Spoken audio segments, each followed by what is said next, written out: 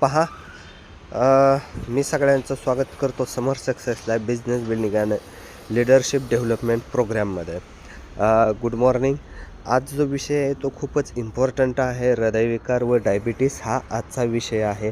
मग त्याच्यामध्ये आपण काय करूयात, पहिल्यांदा हृदयविकार व तो का होतो, त्याचे विविध कारणं कोणती कोणती आहेत आणि त्याचा काय परिणाम असू शकतो शरीरावर, हे आपण काय करणार आहोत आज बघणार आहोत. पहा मित्रांनो, ह्या जगामध्ये सगळ्यात इम्पॉर्टंट काय आहे तर तुम्ही म्हणाल की सर ह्या जगामध्ये सगळ्यात इम्पॉर्टंट समजा गाडी आहे, बंगला आहे, घोडा आहे किंवा एखादी पदवी मिळवणं आहे, समाजामध्ये एखादं स्थान मिळवणं आहे, ह्या सगळ्या गोष्टी आहेत मित्रांनो. पैसे मिळवणं आहे, ह्या सगळ्या गोष्टी आहेत. पण या सगळ्या गोष्टी करण्याकरता तुम्हाला जे आवश्यक एक सगळ्यात महत्त्वाची गोष्ट आहे ते म्हणजे शरीर तुमच्याकडे पाहिजे. आणि शरीर नुसतं असून चालणार नाही, तर ते चांगलं पाहिजे असं म्हटलं जातं. पहा, कारण ह्या जगात सगळ्यात इम्पॉर्टंट आहे ते म्हणजे चांगलं जगणं इम्पॉर्टंट आहे. पहा, मग हे जर चांगलं जगणं इम्पॉर्टंट असेल तर मग मित्रांनो त्याच्यातला पण सर्वात इम्पॉर्टंट घटक कुठला आहे तर मित्रांनो हृदय आहे. असं म्हटलं जातं की जर हृदय बंद पडलं तर तुमचं शरीर काहीही करू शकत नाही. की आजकाल सगळ्यांना एकच भीती आहे की माझा हार्ट अटॅक कधी येऊ शकतो किंवा मला कधीही काही होऊ शकतं. म्हणजे ही भीती तरी सगळ्यांना आहे, पण त्यांना एक्झॅक्ट माहीत नाही की नक्की आपलं शरीर कसं चालतं. मग आजचा जो विषय आहे तो आपण बघणार आहोत की ह्या हृदयाचं काम कसं चालतं मित्रांनो. त्याला रक्तपुरवठा कसा होतो, कोलेस्ट्रॉल कसं तयार होतं, नक्की बंद कसं पडतं, निरोगी कसं ठेवायचं, त्याच्यावर उपाय काय, घरगुती उपाय काय आहेत, काय करूयात आपण एक थोडंसं फास्टमध्ये घेऊयात. ओके, तर पहा, सगळ्यात महत्त्वाचं म्हणजे काय असतं की एक छोटीशी कारणं आहेत, पण ही कारणंच अतिशय घातक आहेत. पहा, तर अतिव्यायाम कधी करायचा नसतो, कारण अतिव्यायाम हा हाडांना, मसलला ताण आणत असतो, डिहायड्रेशन घडवून आणत असतो. परत एखाद्याच्या शरीरात रक्तच कमी असेल तरी पण होऊ शकतं मित्रांनो. त्याच्यानंतर हाडावर ताण असणं, त्याच्यानंतर रक्तामध्ये पाण्याची कमी असणं किंवा केमिकल औषधाचे वाईट परिणाम असणं, हे बेसिक कारणं झाली याची. त्याच्यानंतर एखादा व्यक्ती जर समजा कुठले वाईट व्यसन असेल त्याला, तरी पण त्या व्यक्तीला 101% हृदयविकाराचा त्रास होऊ शकत आहे. ओके, किंवा जसं की आपण आजाराची कारणं बघितली होती की योग्य वेळेला न जेवणं असेल, चांगलं खाणं नसेल, त्याच्यानंतर बाकीच्या गोष्टी आहेत, दूषित वातावरणामध्ये तुम्ही राहत असाल, त्याच्यानंतर अत्यंत इम्पॉर्टंट आहे आजकाल जर तुम्ही बाकीच्या गोष्टी जर लस वगैरे घेतली असेल तर तुम्हाला माहीत आहे की आज हृदयविकाराचं जे धोका आहे तो अत्यंत जास्त अशा पद्धतीनं वाढलेला आहे. काल आपण त्याची डिटेल वाईज म्हणजे पेपरमधली माहिती आपण काल बघितली. आज फक्त काय करूयात आपण हृदयाचं काम कसं चालतं हे बघणार आहोत. ओके, तर पहा की अँटीबायोटिक आपण काय करतो, एक तात्पुरता आजार कुठलाही बरा होण्याकरता, हाडाचा विकार आहे, तात्पुरता अँटीबायोटिक आणा, बरं व्हा. पण मित्रांनो हा 2019च्या आधीचा रिपोर्ट आहे. पहा, तर त्याच्यामध्ये मी तुम्हाला फक्त एवढंच सांगतो, त्या काळीसुद्धा 7 लाख लोक दरवर्षी नुसत्या अँटीबायोटिकच्या साईड इफेक्टनं मरत होते. ओके, म्हणजे काय की आज तर त्याची संख्या डबल टिबलपेक्षाही जास्त असेल. ओके, तर मी फक्त तुम्हाला एकच सांगतो, तर केमिकल औषधं खाणं खूपच घातक आहे. काल आपण बघितलेलं आहे, तरी पण लास्टला आपण बघणारच आहोत. ओके, त्याची लक्षणं कोणती कोणती आहेत खूप इम्पॉर्टंट आहे, कारण की बरं ही जर कारणं आहेत तर मग त्याची लक्षणं तर काही ना काही तर असायला पाहिजे. तर हो, काही लक्षणं आहेत, जसं की छातीत दुखणं असेल, एखाद्याच्या छातीमध्ये भार आल्यागत होतो. पहा, तर किंवा दुखायला सुरुवात होते, अचानक छाती दुखायला सुरुवात होते, चेस्ट पेन व्हायला सुरुवात होता, जेणेकरून तुम्हाला जाणून यायचं की तुम्हाला हृदयविकाराचा त्रास हा सुरू झालेला आहे. त्याच्यानंतर अचानक दुपारच्या टायमिंगला असेल, सकाळच्या टायमिंगला असेल किंवा रात्रीच्या टायमिंगला असेल, उलटी किंवा मळमळ होतं. पण मित्रांनो हे तर बऱ्याचशा लोकांना, तुम्हाला अजून एक सांगतो की जर तुम्हाला पित्ताचा त्रास असेल तरीही तुम्हाला हृदयविकार म्हणजे हार्ट अटॅक येणार म्हणजे येणारं, त्याला गॅस्ट्रिक अटॅक असं म्हटलं जातं. आपण त्याला पित्त समजतो, पण पित्ताचा त्रास नसून त्याला गॅस्ट्रिक अटॅक म्हटलं जातं. आणि आजचे जे बऱ्यापैकी अटॅक आहेत ना, हे हृदयविकाराचे अटॅक नसून गॅस्ट्रिकचे अटॅक आहेत. हे काय करतं, तुमच्या पूर्णपणे बॉडीमध्ये रक्तामध्ये पित्त मिसळून त्या ठिकाणी अचानक गॅस वाढवतं मित्रांनो, आणि तो अटॅक हा डेंजर असतो. त्याच्यामधून वाचणं हे कठीणच असतं पहा. त्याच्यानंतर चक्कर येणं असेल, छातीत जड वाटणं असेल, त्याच्यानंतर दम लागणं असेल, घाम येणं असेल, काही श्रम न करता अचानक तुम्ही बसलेला आहात आणि घाम आलेला आहात, तरीही तुम्हाला काय होणार, हार्ट अटॅक येण्याचे चान्सेस सगळ्यात जास्त आहे. त्याच्यानंतर तुमचा जर चेहरा सतत हार्ट अटॅक येणाऱ्या माणसाचा चेहरा हा आपोआप काळा पडायला सुरुवात होतो, म्हणजे फिक्का पडायला सुरुवात होतो मित्रांनो. तर ह्यापासून महत्त्वाचं वाचा. जर तुमच्या कलरमध्ये जर चेंज झाला असेल, जर काळा पडायला सुरुवात झाली असेल, तर तुम्हाला हृदयविकार असण्याचे चान्सेस हे सगळ्यात जास्त आहेत. जसं की तुम्ही लक्षात घ्या, 1 वर्षापूर्वी जर समजा तुमचा चेहरा थोडासा उजळलेला असेल आणि आज जर तुमचा चेहरा थोडासा काळा पडला असेल, तर ह्याचा अर्थ तुम्हाला हृदयविकाराचे चान्सेस जास्त आहेत. ओके, हृदयविकार होण्याचे. लक्षात आलं. त्याच्यानंतर आपण ही सर्क्युलेटरी सिस्टम बघूयात. तुम्ही सर्वांनी हे स्क्रीनवर बघायचं आहे पहा. ह्या हृदयाचं काम फक्त एकच आहे, पंपिंग करणं. ओके, पंपिंग करणं म्हणजे काय, की आलेलं रक्त हे सर्व भागांना त्या कामासाठी पुरवणं, म्हणजे फक्त पंपिंग करण्याचं काम हे हृदय करत असतं मित्रांनो. मग कशाच्या साहाय्याने, तर हृदयाला सोबत रक्तवाहिन्या आहेत. एक जी निळी वाहिनी आहे ती काय करते, तर ते हाडातून किंवा बाकीच्या सर्व बॉडीतून रक्त घेऊन हृदयाकडे पुरवतं, आणि लाल वाहिनी आहे ते हृदयातून रक्त घेऊन पूर्णपणे काय करत असते, बॉडीला पुरवत असते. सिंपल आहे. ओके, तर हे तुम्ही फक्त लक्षात राहू द्या. ओके, त्याच्यानंतर मग आपण बघूयात नक्की रक्तात असतंय काय. कारण की बऱ्याच लोकांना वाटतं की लाल असणं म्हणजे रक्त असतं, पण मित्रांनो लाल असणं म्हणजे रक्त नसतंय पहा. तर त्या रक्तात ॲक्च्युली कुठले कुठले घटक आहेत हे बघणं खूप इम्पॉर्टंट आहे पहा. जसं की मी पूर्वीपासून सांगत आलो आहे की आपले जे रक्त आहे त्याच्यामध्ये पातळपणा जो आहे तो पूर्णपणे पाण्यामुळे येतो पहा.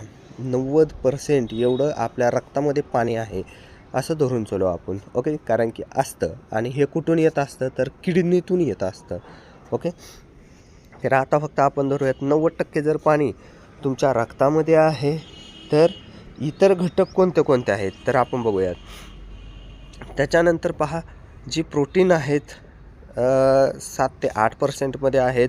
त्याच्यानंतर खनिज तत्व जे आहे ते जवळपास 1% आहे, आणि अदर घटक जसं की glucose, amino acids, fatty acids, waste जे असेल, युरिक ॲसिड असेल, क्रिएटिन असेल, रेग्युलेटर्स जसे की हार्मोन्स असतील, एन्झाईम्स असतील, कोलेस्ट्रॉल, अँटीबॉडीज असतील, त्याच्यानंतर हार्पिन असेल, त्याच्यानंतर अनडिझॉल्व गॅसेस असतात.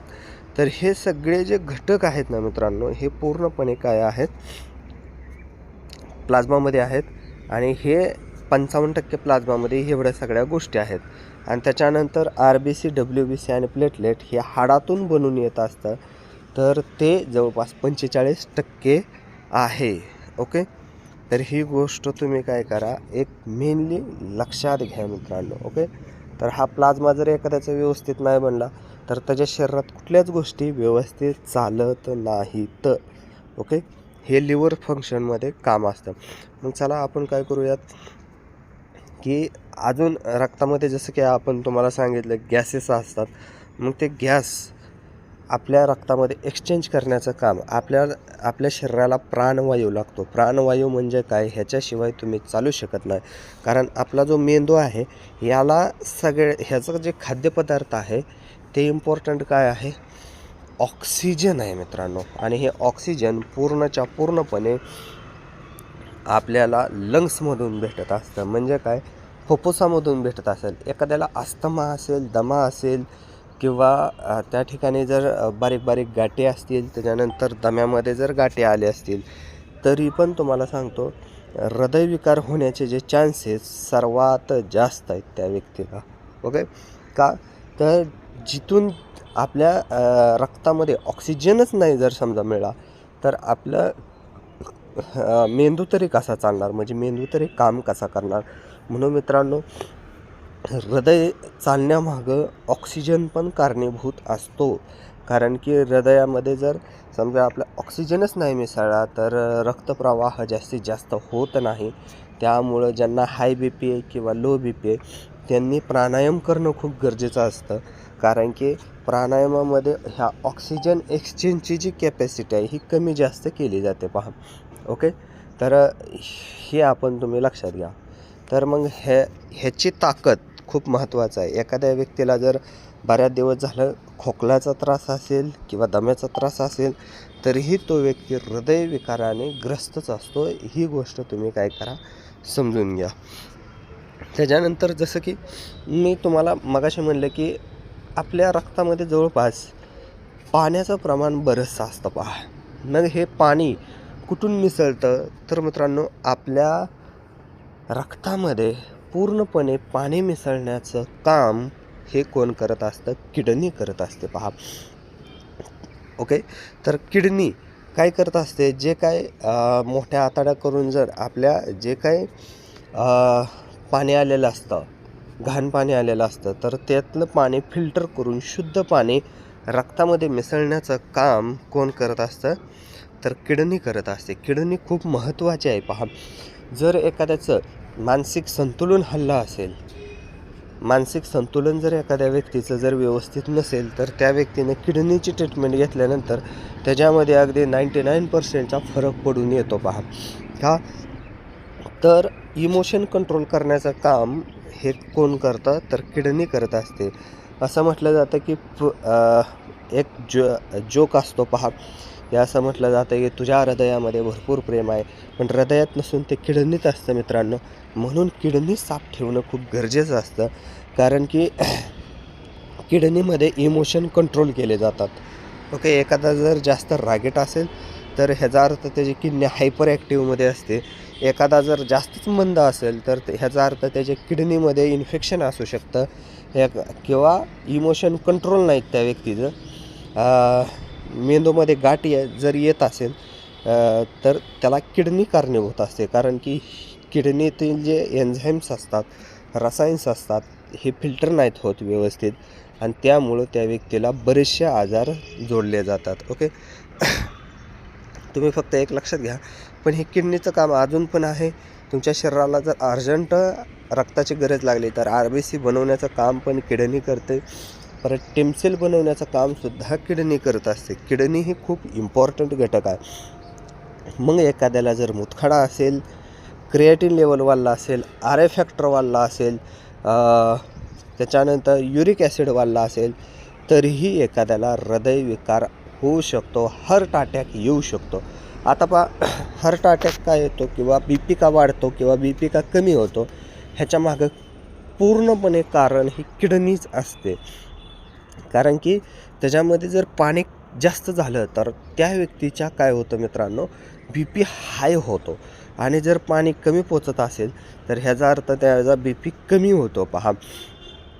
ज्यावेळेस एखाद्या व्यक्तीला हार्ट अटॅक येतो त्यावेळेस काय होतं मित्रांनो, त्याला लगेच फास्टमध्ये येऊन जाते. म्हणजे काय की ते पाणी पूर्णपणे कमी करण्याचं काम शरीरातील कोण करतं, तर किडनी करत असते. त्यामुळं तर असं म्हटलं जातं, एखाद्याला जर हार्ट अटॅक आला तर पाणी पाजू नये पहा.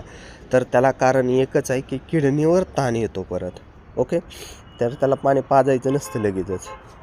हां, तर तुम्ही हे किडनीची जी गोष्ट आहे ती महत्त्वाची आहे.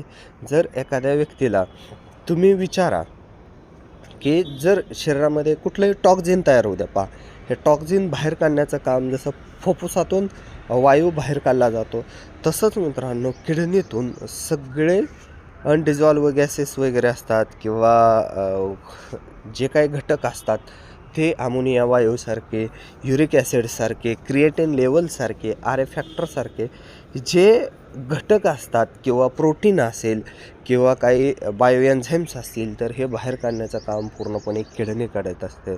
म्हणून तर एखाद्याला जर हृदयविकार झाला तर त्याच्यामध्ये आपल्या कंपनीचं वेदारे चूर्ण द्यायला 101% सुरुवात करा किंवा 7 वंडर द्या. नक्कीच त्याच्यामध्ये चांगला रिझल्ट येईल. ओके, फक्त किडनी बरी होईपर्यंत. त्याच्यानंतर पहा, अत्यंत महत्त्वाचं आहे की बऱ्याचशा लोकांचा गैरसमज काय होतो माहीत आहे का, की हृदयानं जर काम नाही केलं तर त्या गोष्टी घडत असतात. आता त्याला कारण अजून पण आहे काय, रक्तामध्ये तुमच्या अजून कुठले कुठले घटक आहेत. जसं की लिव्हरचे घटक आपण बघितले, प्लाझ्मा असेल, प्रोटीन असेल, ग्लायकोजन आणि टेम सेल हे पूर्णपणे लिव्हरमध्ये बनत असतात. पण तुमच्या रक्तामध्ये शुगर पण असते पहा, कारण शुगर चेक करतो आपण, पण ते कुठून चेक होते, तर रक्तामधूनच होते. मग ते हे जर रक्तामधून शुगर चेक होत असेल, तर रक्तामध्ये शुगर पण मिसळत असेल, तर ह्याचा अर्थ तुम्ही धरून चाला तिथं पॅनक्रियाज पण इन्व्हॉल्व असतो. पॅनक्रियाज म्हणजे काय, जर एखाद्याला इन्सुलिन कमी जास्त असेल किंवा शुगर कमी जास्त असेल, तर हे असे रक्तामध्ये मिसळणार आहे आणि तुमच्या प्रत्येक अवयवापर्यंत पोहोचून तिथं खराब करण्याचं काम कोण करणार आहे, रक्त करणार आहे. म्हणून तर एखाद्याला जर डायबिटीस असेल तर त्याही व्यक्तीनं काय केलं पाहिजे की शुगर मेंटेन ठेवण्याचं काम केलंच पाहिजे. ओके, त्याच्यानंतर स्प्लीन नावाचा एक घटक असतो आपल्या बॉडीमध्ये, हृदयविकारासंदर्भामध्येच असतो. तर इम्पॉर्टंट काय आहे, तर स्प्लीनला कंट्रोल करायचं. म्हणजे स्प्लीन ही आपली ब्लड बँक आहे पहा. जर शरीराला रक्ताची गरज लागली तर ती स्प्लीनमधून दिली जाते. ओके, स्प्लीन खूप महत्त्वाचा घटक आहे की अवयव आहे ज्याच्याकडे शक्यतो दुर्लक्ष केलं जातं, पण स्प्लीन खूप इम्पॉर्टंट घटक आहे पहा. मग ह्याला कंट्रोल करण्याचं काम कसं होतं, तर आपली A1 डायबाकीर ही त्या ठिकाणी काय केली पाहिजे, दिली पाहिजे. जर तुम्हाला प्लाझ्मा, प्रोटीन, ग्लायकोजन, टेमसेल व्यवस्थित बनवायचा असेल, तर ह्या 3-4 घटकासाठी तुमच्या शरीरात पित्त मिसळत असेल, तेही ग्लॅड ब्लॅडरमध्ये मिसळतं. हे 4 घटक जे आहेत, 4 अवयव जे आहेत, हे खूप इम्पॉर्टंट असतात हृदयविकारामध्ये. लक्षात आलं का, कारण की लिव्हरमधून तर 55% प्लाझ्मा मिसळतो, पॅनक्रियाजमधून ग्लुकोज इन्सुलिन मिसळतं, स्प्लीनमध्ये रक्त कमी जास्त घेऊन ठेवलं जातं आणि तुमच्याच रक्तामध्ये पित्त मिसळण्याचं कामसुद्धा पित्ताशयाची थैली म्हणजे ग्लॅड ब्लॅडर करत असतो पहा. मग हे 4ही अवयव किती इम्पॉर्टंट आहेत हृदयविकारामध्ये. जर ह्यातला एक जरी खराब झाला का नाही, तरी त्या व्यक्तीला हृदयविकार होऊ शकतो किंवा होतोच. लक्षात आलं का. त्याच्यानंतर लहान आतडे किंवा मोठे आतडे पहा, खूप महत्त्वाचा विषय आहे. जर एखाद्याची अपचन क्षमता जर वाढली असेल, जसं की मूळव्याधाचे बरेचसे त्रास असतील किंवा अपचन क्षमता वाढली असेल किंवा पोट जर समजा व्यवस्थित चालत नसेल, तरीही त्या व्यक्तीला हृदयविकार होऊ शकतो. का, ह्याला कारण सांगतो. तुमच्या शरीरात जे अन्न खातात तिथून सगळे न्यूट्रिशन रक्तामध्ये मिसळण्याचं काम हे लहान आतडे आणि मोठे आतडे करत असतात पहा. रक्तामध्ये पाणी मिसळण्याचं काम हे लहान आतडे आणि मोठे आतडे करत असतात पहा. म्हणून तर एखाद्या व्यक्तीला वात झाल्यानंतर सुद्धा, वात म्हणजे काय, पोटामध्ये गॅसेस जर झाले का नाही, तरी पण त्या व्यक्तीला इतर त्रास होण्याचे चान्सेस हे 100% असतात. ओके, त्यासाठी मित्रांनो, जर आता हे तर जर अपचन व्यवस्थित नाही झालं ना, तर एखाद्याची काय वाढते, तर वजन वाढतं बा, किंवा अचानक जास्त कमी होतं किंवा जास्त वाढतं. मग अशा ठिकाणी जे डायजेस्टिव्ह एन्झाईम आहेत किंवा पचण्यासाठी आपण काय केलं पाहिजे, त्या व्यक्तीला हे एन्झाईम्स दिले पाहिजेत. मग त्याच्यासाठी आपण काय करू शकतो, वेदारे चूर्ण पण देऊ शकतो. पहा, हे सगळे जे आहे ना, मी हृदयासंदर्भात सांगतो आहे, पण तुमच्या एक गोष्ट लक्षात असेल की त्याच्यामध्ये जे प्रत्येक अवयव आहे तो इन्व्हॉल्व असल्यामुळे ना, त्या ठिकाणी तुम्हाला काय करावं लागणार आहे, त्या गोष्टी त्या व्यक्तीला द्याव्या लागणार आहेत. ओके, मग तुम्हाला सांगतो की त्या ठिकाणी आपल्याला आपलं जे पाईल किट आहे हे ह्या ठिकाणी द्यावं लागणार आहे. लक्षात आलं. जर गॅसेस जास्त असतील, एखाद्याचा वात असेल आणि तो वात कंट्रोलच कशाने होत नसेल, म्हणजे काय, हाडं तर लय दुखतात, पण हाडं दुखण्यामागं सुद्धा कारण हे मोठे आतडेच असतात मित्रांनो. हृदयामध्ये पाण्याचं कमी जास्त प्रमाण करण्याला काम हे मोठे आतडेच असतात. मग मला सांगा, हे जर नीट नाही केले तर एखादा व्यक्ती बरा होणार आहे का? बिलकुल नाही होणार. लक्षात आलं का. त्यामुळं तुम्ही काय करा, शक्यतो त्या व्यक्तीला पाईलचे किट देऊन त्याच्या डायजेस्टिव्ह सिस्टम ठीक करा, त्या व्यक्तीचं वजन ठीक करा आपोआप त्या व्यक्तीला हृदयविकाराचा त्रास, हाडाचा त्रास, डायबिटीसचा त्रास हा पूर्णपणे कमी व्हायला काय होतो, सुरुवात होतो. लक्षात घ्या, हे खूप इम्पॉर्टंट आहे. ओके. त्याच्यानंतर पहा, हाडाचा विकार आणि हृदयविकार ही एकमेकाशी संलग्न आहेत. तुम्ही असं नका समजू की मला हाडाचा विकार झाला आहे आणि म्हणजे मला हृदयविकार नसेल. बिलकुल नाही. तर कारण की हाडामधून तुम्हाला सांगतो RBC, WBC, प्लेटलेट आणि टेमसेल बनवण्याचं काम ही हाडं करत असतात.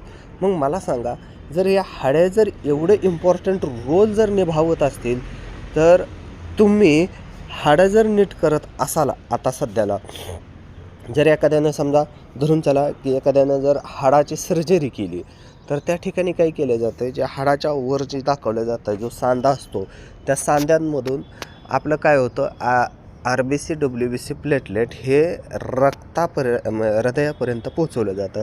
पण तिथं जर एखाद्यानं प्लेट टाकली किंवा तिथं जर एखाद्यानं इंजेक्शन घेतलं हाडांमध्ये, तर ते पोचणार आहे का हो? तर बिलकुल नाही पोचणार. म्हणून तर रक्ताचा कॅन्सर होणं जे म्हणतो का नाही आपण, त्याच्यामध्ये ॲक्च्युली त्यांना हाडाचा कॅन्सर असतो. कारण हाडांमध्ये टेमसेल्स असतात मित्रांनो. मोठे जे आपले हाडं आहेत, पायाची जी हाडं आहेत, हाताची जी हाडं आहेत, ही सगळ्यात मोठी असतात पहा. तर ह्या हाताच्या आणि पायाच्या हाडांमध्ये तुमच्या शरीरातील सर्वात जास्त रक्त बनत असतं. म्हणून तर सायकलिंग करून किंवा जास्तीत जास्त कुत्र्यासारखं पळून हाडांवर ताण द्यायचा नसतो पहा. खूप महत्त्वाचं आहे. कारण की बऱ्याचशा लोकांना वाटतं मी सायकलिंग केलं म्हणजे मी लई सुरक्षित राहिलो, मला आता कुठलाच आजार नाही. असं कधी होऊ शकत नाही. तुम्हाला तर आजार उलट सुरू झालेला आहे, फक्त तो दिसायला वेळ लागतो मित्रांनो. तर जास्तीत जास्त सायकलिंग करून किंवा जास्त पळाल्यानं तुम्ही निरोगी राहाल, हा एक खूप मोठा भ्रम आहे मित्रांनो. तर राहत नाही आहे, तुम्ही लक्षात घ्या. कारण की त्याला कारण आहे ही हाडं. मग ह्या हाडांवर जर अचानक ताण आला, म्हणजे समजा हाडं मोडली, हाडांमध्ये कॅल्शियम कमी झालं किंवा हाडांमध्ये घटक मिळालेच नाहीत, तर मला सांगा तिथं RBC, WBC आणि प्लेटलेट बनणार आहे का? बिलकुल नाही बनणार. म्हणजे 45% रक्त या हाडांमध्येच बनत नाही आहे. तर मग मला सांगा की त्या व्यक्तीला हृदयविकार होणार का नाही? मग एखाद्या व्यक्तीला हृदयविकाराचा पण त्रास असतो, डायबिटीसचा पण त्रास असतो आणि हाडाचा पण त्रास असतो. अशा विकारामध्ये आपण एक कॉम्बो ट्रीटमेंट देत असतो. आपण कॉम्बिनेशन शिकलं पाहिजे की त्या व्यक्तीला विचारून त्या पद्धतीनं नुसतं किट देण्याचा नुसता प्रयत्न नाही करायचा. बऱ्याचशा लोकांना वाटतं, आता महिलांमध्ये पहा, शक्यतो आपली जी प्रत्येक व्यक्ती जी आहे ना, ती महिलांच्या दृष्टिकोनातून काय होतं, महिला पेशंटकडं सर्वात जास्त जात असतात पहा. आणि महिला पेशंटमध्ये काय असतं मित्रांनो, ॲनिमियाचा त्रास असतो. म्हणजे काय, हाडाचा सर्वात जास्त त्रास असतो. त्याच्यानंतर त्यांच्यामध्ये किडनीचा त्रास असतो, लहान आतड्यांचा त्रास असतो, परत पॅनक्रियासचा त्रास असतो, त्याच्यानंतर लिव्हरचा त्रास असतो महिलांमध्ये, फुफ्फुसाचा त्रास असतो. आणि त्यांनी 1 ते 2 महिन्याची ट्रीटमेंट घेतल्यानंतर त्यांना लगेच बरं वाटायला जरी लागलं का नाही, तरी त्यांचं दुखणं थांबत नाही पहा. त्याला कारण काय असतं, कारण की त्यांना ही सिस्टम बनायला एक वेळ लागत असतो. लक्षात आलं? आपण पण लगेच एखादा व्यक्ती नीट व्हावी कधीही अपेक्षा करू नका, कारण की होऊच शकत नाही तो. ह्याला सायंटिफिकली मी कारण सांगतो आहे तुम्हाला. असं नाही की मी कारण सांगतो आहे आणि तुम्ही ते मानलं पाहिजे. हे सायंटिफिकली कारण आहे, हे प्रूव्हन आहे, म्हणून मी तुम्हाला सांगतो. ओके. तर मग एखाद्याला जर हृदयविकाराचा त्रास असेल, जर RBC, WBC आणि टेमसेल जर कमी झाला असेल, तरीही त्या व्यक्तीला हृदयविकाराचा त्रास होऊ शकतो. ज्याला संधिवाताचा, आमवाताचा त्रास आहे, आमवाताच्या त्रासामध्ये शक्यतो हृदयविकार होतोच. एकच गोष्ट लक्षात घ्या, आमवाताच्या त्रासामध्ये हृदयविकार होतोच. त्याचे जगण्याचे चान्सेस त्यावेळेस तर अत्यंत कमी असतात, अत्यंत कमी, खूपच कमी. लक्षात आलं का? तर त्याला कारण ही आहे, एकच लक्षात घ्या. त्यामुळं तुमच्या शरीरात व्यवस्थित फॅट बनवली पाहिजे, पाणी पोचलं पाहिजे, खनिज पोचलं पाहिजे, व्हिटॅमिन्स पोचलं पाहिजेस. ओके. कार्बोहायड्रेट व्यवस्थित पोचलं पाहिजे. ह्याचा अर्थ काय खाऊन काय नाही असं नाही. तुम्ही जे काय खाल ते चांगलं खावा. म्हणजे शक्यतो शाकाहारी का असावं, तर त्याला कारण ह्या सगळ्या गोष्टी आहेत. पचनक्षमता व्यवस्थित झाली पाहिजे, पाणी व्यवस्थित बाहेर निघलं पाहिजे. त्याच्यानंतर अत्यंत महत्त्वाचं आहे पहा, ह्या हृदयविकाराच्या त्रासामध्ये अजून एक रोल निभावतं पहा, की हृदयविकार ज्या ज्या व्यक्तीला आहे त्यांना व्हिटॅमिन D3ची कमतरता बरीचशी असते. म्हणजे तिथे येतो रोल स्किनचा येतो. स्किन म्हणजे त्वचेचा येतो. तर एखाद्या व्यक्तीला जर त्वचा रोग जरी असेल का नाही, तरीही त्याला हार्ट अटॅक येण्याचे चान्सेस जास्त असतात. म्हणून तर शक्यतो काय केलं जातं पहा, स्किन ही तुमची व्यवस्थित असली पाहिजे. तर स्किनचा जर कुठला एखाद्याला विकार असेल, सोरायसिस असेल, गँग्रीनसारखा आजार झाला असेल किंवा वांग झाला असेल, पिंपल्स असतील, त्वचा सतत ड्राय पडत असेल, सतत त्वचेवर ड्राय पडून काळे पडायला सुरुवात झाली असेल, तर धरून झाला त्या व्यक्तीला हार्ट अटॅक येणार म्हणजे येणारच आहे. हे त्याचं एक लक्षण आहे बा. मी फक्त एक्स्ट्रामधलं तुम्हाला सांगतो आहे. अशी बरीचशी लक्षणं आहेत, पण आपण जास्त वेळ न देता फक्त एक छोट्याशा गोष्टीमध्ये काय करूयात, वेळ देऊयात.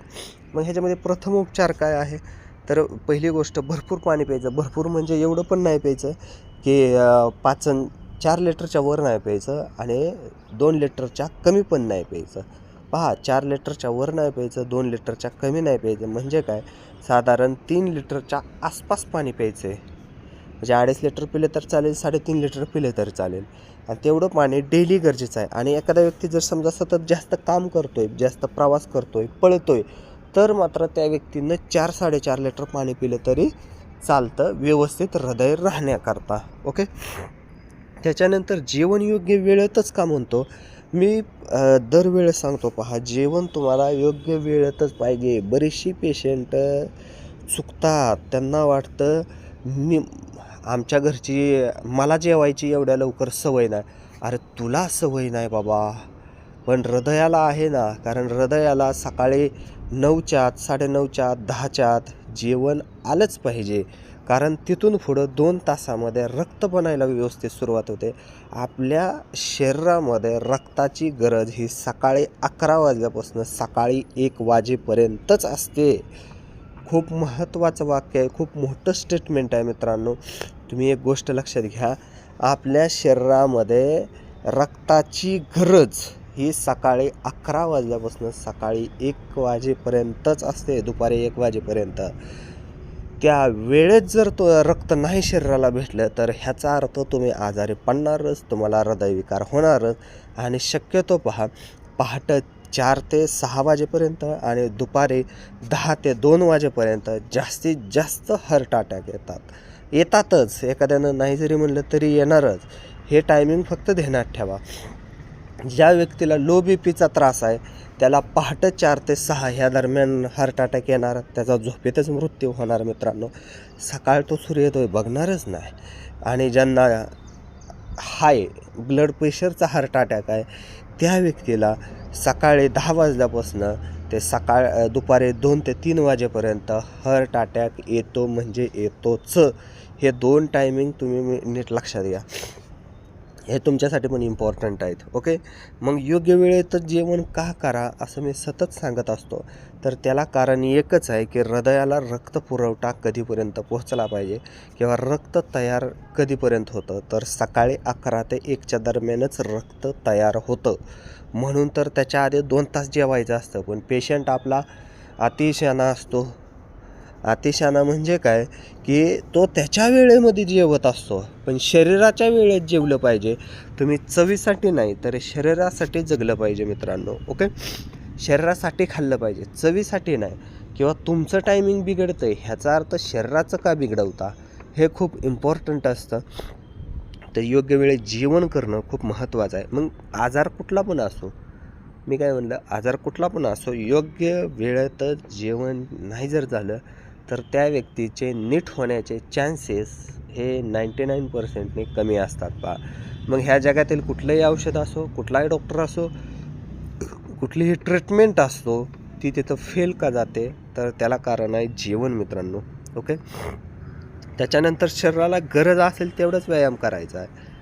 मी जी मगाशी म्हणलं की नाही, एखादा व्यक्ती सायकलिंग करतो आहे दररोज 2 तास, 3 तास, 4 तास सायकलिंग करतो आहे, म्हणजे ह्याचा अर्थ कुत्र्यासारखा मोठा पळतो आहे, पण जास्त दिवस जगणार नाही मित्रांनो. त्याला कारण हेच आहे.